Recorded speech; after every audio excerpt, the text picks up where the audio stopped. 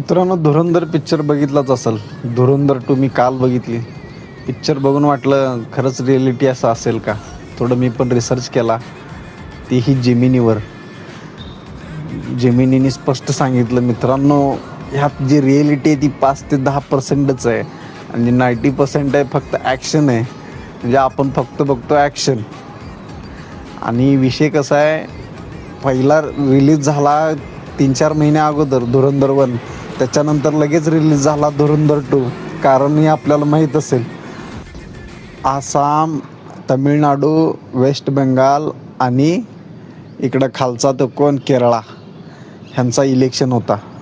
राज ठाकरे साहेबांनी म्हणलेलं आहे की बाबांनो, ज्यावेळेस इलेक्शन येतो त्यावेळेस काहीतरी अशी नवीन नवीन शोध बी जे पीवाले लावतात आणि ते आता 1 रिलीज होऊन 3-4 महिने झाले, 2 लगेच रिलीज झाला. त्याचं कारण राज ठाकरे साहेबांनी अगोदरच आपल्याला कल्पना दिली की इलेक्शन आली की असे काहीतरी वेगवेगळे होतात आणि लोकांचे काय ते भावना जागृत होऊन, देश भावना जागृत होऊन मत केले पाहिजे आणि एखादी सत्ता भेटला पाहिजे. ह्याचं एक अत्यंत चांगले उदाहरण राज ठाकरे साहेब अगोदरच सगळ्यांना दिलेले आहेत. त्यात काय सांगायचं अजून नवीन नाही, फक्त मी आठवण करून दिलो.